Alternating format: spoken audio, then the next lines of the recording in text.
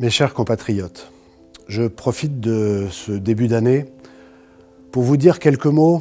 D'abord, l'inquiétude qui, je sais, est la vôtre. L'état du pays est extrêmement alarmant.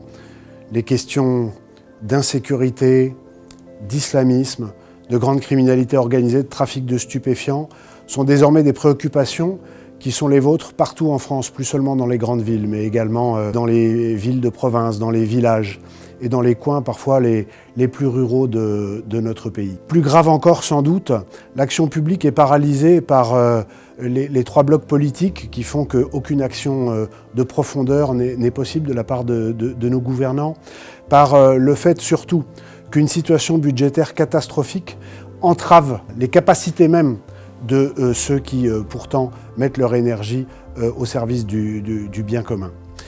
Pour autant, saint Paul disait « l'espérance ne déçoit jamais ».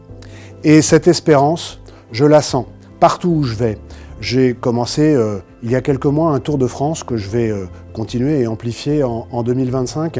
Et à chaque fois que je me déplace dans les villes, dans les petites villes parfois, eh bien, je vous rencontre et je rencontre des gens qui me disent leurs inquiétudes, mais qui me disent aussi leur espoir.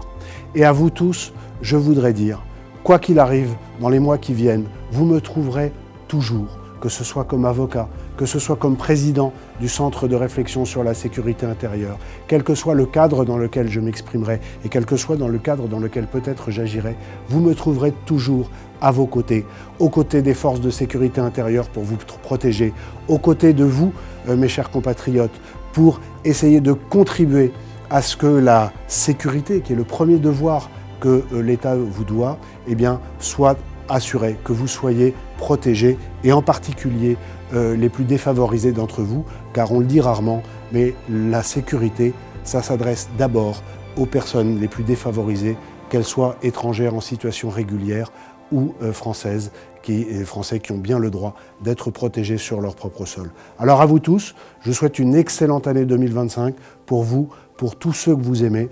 Je serai toujours à vos côtés et je vous dis vive la France et à très bientôt.